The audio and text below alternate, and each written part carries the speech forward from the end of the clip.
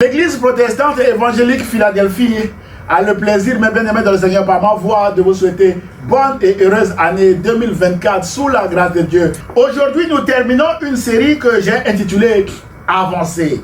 Mon frère, ma soeur, vous ne pouvez pas avancer vers 2024 sans être reconnaissant au Seigneur Jésus pour l'année 2023 qui s'achève aujourd'hui. Vous devez rendre grâce à Dieu avant d'entrer dans votre nouvelle saison. Et ce, quelle que soit votre situation actuelle, mon frère, ma soeur. D'où le titre de notre message d'aujourd'hui, l'indispensable action de grâce avant notre nouvelle saison. Autrement dit, un chrétien ne peut jamais se dispenser de l'action de grâce. Notre texte de base est une déclaration de l'apôtre Paul aux Éphésiens au chapitre 5, verset 20, où il est écrit ceci: rendez continuellement grâce pour toutes choses à Dieu le Père au nom de notre Seigneur Jésus-Christ, d'après Éphésiens chapitre 5, verset 20. C'est un impératif de conseil, mes chers amis, internautes et frères et sœurs en présentiel, mes bien-aimés. Mes chers amis, rendre grâce à Dieu, c'est être reconnaissant à Dieu pour tout.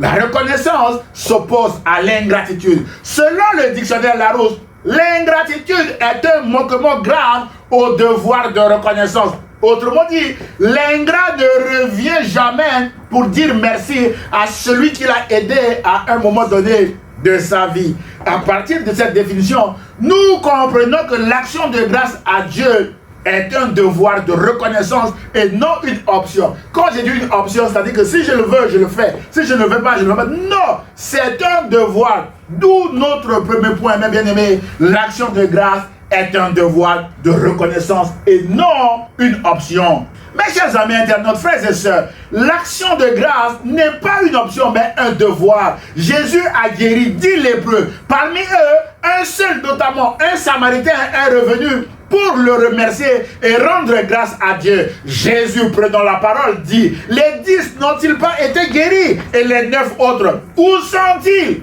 Ne s'est-il trouvé que cet étranger pour revenir et donner gloire à Dieu? D'après Luc chapitre 17, verset 11 à 19. Mes chers amis, dans ce récit, Jésus a mis en valeur l'étranger samaritain, méprisé, rejeté par sa société, non seulement à cause de sa maladie, parce qu'il est lépreux, mais aussi à cause de son appartenance sociale. Il est samaritain.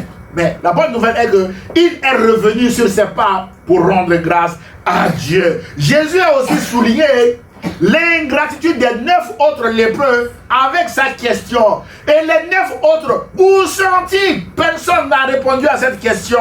Mais bien aimé, nous décrit Luc, mais nous répondons à cette question en disant que les 9 autres ont manqué à leur devoir de reconnaissance envers le Seigneur et envers Dieu. Mais bien aimé, à ce titre, il rentre pleinement dans la définition de l'ingratitude que nous venons de voir ensemble. Et nous en concluons que Jésus ne supporte pas l'ingratitude. C'est pourquoi, marchant sur les pas de Jésus, l'apôtre Paul recommandera aux Colossiens sur un temps impératif: soyez reconnaissants aux Colossiens. D'après Colossiens chapitre 3, verset 15. Aux Thessaloniciens, il dira: dites merci à Dieu pour tout et en toutes circonstances. Restez reconnaissants quoi qu'il arrive, Thessaloniciens. Voilà ce que Dieu attend de nous, puisque nous appartenons à Jésus-Christ.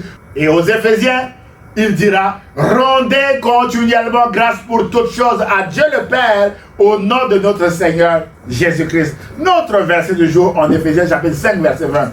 Mon frère, ma soeur, nous aussi, nous devons être reconnaissants au Seigneur. Comme les Colossiens, nous devons dire merci à Dieu pour tout et en toutes circonstances, comme les Thessaloniciens. Et nous devons aussi rendre continuellement grâce pour toutes choses à Dieu le Père au nom de notre Seigneur Jésus-Christ, mes bien-aimés dans le Seigneur, comme les Éphésiens. Et ce, indépendamment de toutes nos circonstances en 2023, que ce soit échec, succès et autres, mes bien-aimés, nous devons rendre grâce à Dieu avant d'entrer dans cette nouvelle saison de notre vie en 2024. Car l'action de grâce est un devoir de reconnaissance, mes bien-aimés dans le Seigneur, et non une option, mes bien-aimés.